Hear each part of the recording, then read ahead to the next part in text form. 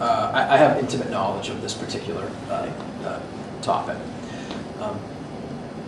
In American education, we've really, over the last 15 to 20 years, we've really moved away from child development and how important child development is to the learning process. We're extending the school day. Guess what? 5, 6, 7, 8, 9-year-old kids, their brains aren't built developmentally to handle 7 hours of academic work every day. It's just not developmentally appropriate. And so I have a problem there. My wife spent time when we lived in Arizona. She worked in a mixed preschool program where it was 12 to 14 to 1 was the student-teacher ratio. Kids came in as early as 2 years, 9 months, and could stay up until kindergarten. Half the kids in the class paid tuition. The other half had some sort of a need.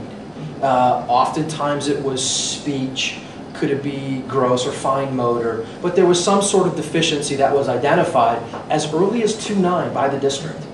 And the growth and the results of this program of kids that became ready for kindergarten at 5 was astonishing.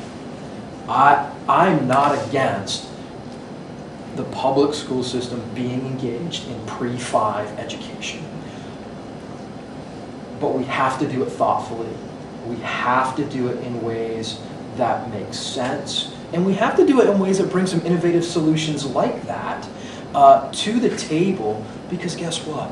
When those regular tuition paying kids came in many ways, they were good role models, peer role models, for the kids that were there because they had some kind of a deficiency. So, budgets are tight. Budgets are tight. Pre-K is clearly, it sounds like a priority for you.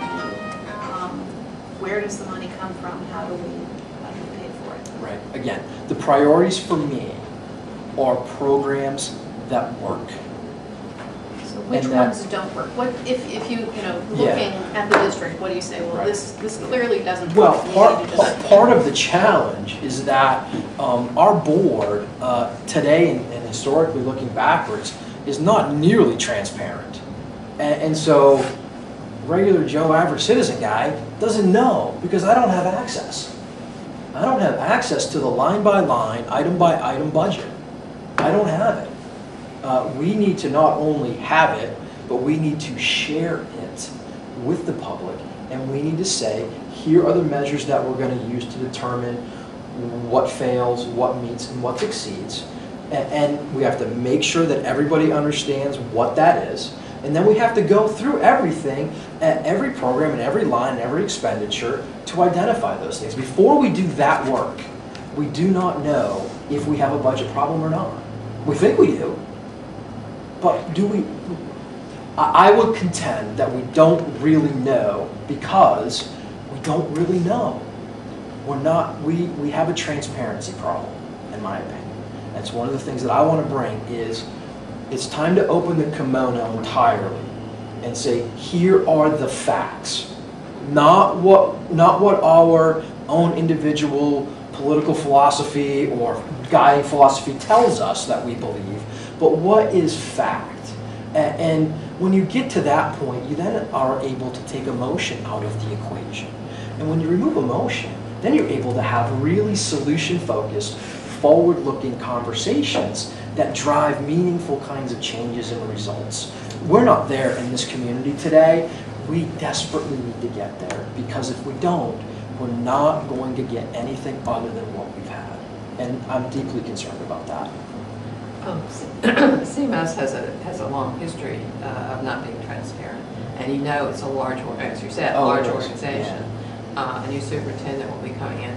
And I don't know whether you have experience in business at shifting the culture of an organization, but that when you talk about transparency, that's one of the things I think of. There's a really entrenched culture of keeping things behind the screen. Right. How do you change a culture like that? It's a multifaceted approach. Some folks you ask everybody, and some go along and they get on board and they comply. Some you have to counsel and prod, and then they comply. And others, if you can't be transparent, we don't have a spot for you. You can't be here. So would that be one of your requirements for a new superintendent? Oh, Or you need somebody absolutely. That who has can to, change the culture? and that would absolutely be in lockstep with that kind of mentality that